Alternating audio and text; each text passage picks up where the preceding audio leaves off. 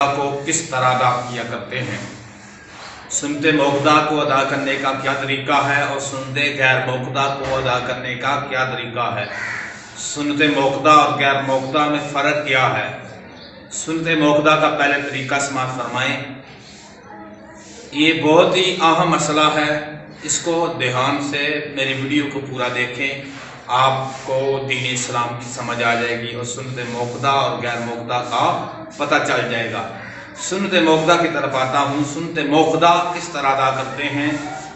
जब भी हम नमाज के लिए खड़े होते हैं, अल्लाहु अकबर तकबीर तहरीमा कहते हैं, तो सुबहानक अल्लाह से पहली रकत का आगाज़ करना है।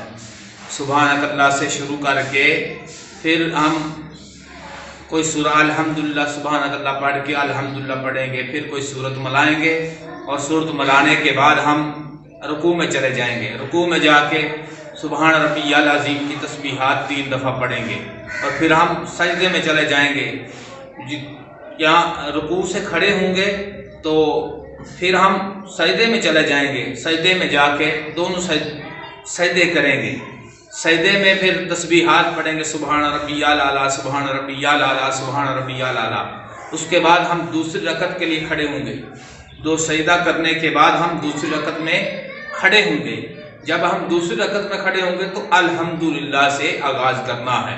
अल्हम्दुलिल्लाह से आगाज़ करके फिर अल्हम्दुलिल्लाह के बाद कौन सी सूरत पढ़नी है, यानी कि एक सूरत साथ मिलानी है। तो फिर उसी तरह रुकू करना है, फिर उसी तरह हमने सजदे करने हैं। सजदा करने के बाद जब अत्तहियात में बैठना है तो दुरूद से पहले पहले पढ़ना है। दुरूद से पहले पहले पढ़ना है, तो फिर खड़े हो जाना है। सुनते मौक़दा का तरीका है कि अत्तहियात यानी कि अत्तहियात मुकम्मल पढ़ के दुरूद पाक से पहले पहले पढ़ के आपने खड़े हो जाना है। तो तीसरी रकत का आगाज़ कहाँ से करना है, आपने अल्हम्दुलिल्लाह से करना है। इसी तरह आपने 2 रकतें मुकम्मल की और तीसरी रकत का आगाज़ अल्हम्दुलिल्लाह से किया। तो फिर जब अल्हम्दुलिल्लाह से आगाज़ हुआ तो इसी तरह हम साथ अल्हम्दुलिल्लाह के साथ सूरत मिला के उस रकत को मुकम्मल करेंगे। फिर चौथी रकत भी हम अल्हम्दुलिल्लाह से ही आगाज़ करेंगे और हम रकत को मुकम्मल जब अत्तहियात में पढ़ेंगे, अत्तहियात में बैठेंगे, अत्तहियात मुकम्मल रब्बी जालनी तक पढ़ के सलाम फेर देंगे। ये सुनते मौक़दा का तरीका था।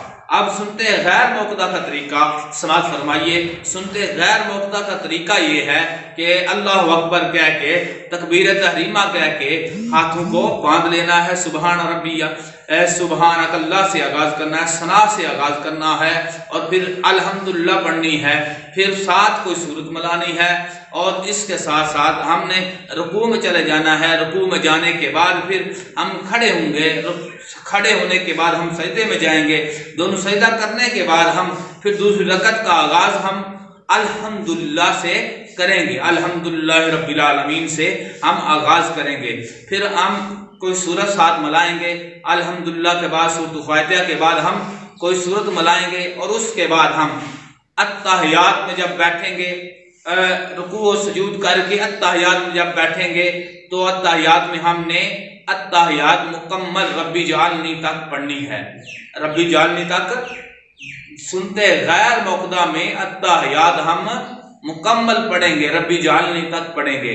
फिर हम जब तीसरी रकत के लिए खड़े होंगे तो आगाज़ हमने कहाँ से करना है, कहाँ से करना है, सुबहानक अल्लाहुम्मा व बिहम्दिका व तबारक अस्मुका, यहाँ से आगाज़ करना है। तो फिर हम सना पढ़ने के बाद तीसरी रकत में सुनते गैर मौक़दा में सना पढ़ने के बाद हम यूँ करेंगे कि फिर कोई सूरत मिलाएंगे, फिर रुकू और सुजूद करेंगे। फिर चौथी रकत में अल्हम्दुलिल्लाह से आगाज़ करेंगे।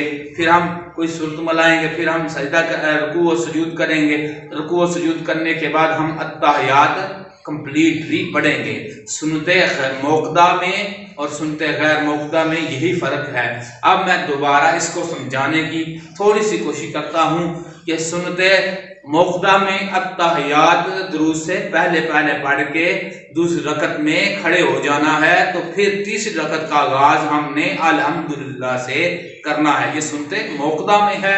और सुनते गैर मौक़दा में ये है कि हम दूसरी रकत में जब बैठेंगे, अत्ताहियात में बैठेंगे, तो अत्ताहियात हम मुकम्मल रब्बी जाली तक पढ़ेंगे। और रब्बी जाली तक पढ़ने के बाद हम जब तीसरी रकत में खड़े होंगे तो सुबहानक अल्लाहुम्मा व बिहम्दी से आगाज करेंगे, सना से आगाज करेंगे। तो मेरा ख्याल है आपको समझ आ गई होगी, सुनते मोक़दा और सुनते गैर मोक़दा में फ़र्क। अल्लाह ताला से दुआ है कि अल्लाह ताला अमल करने की तौफ़ीक अता फरमाए।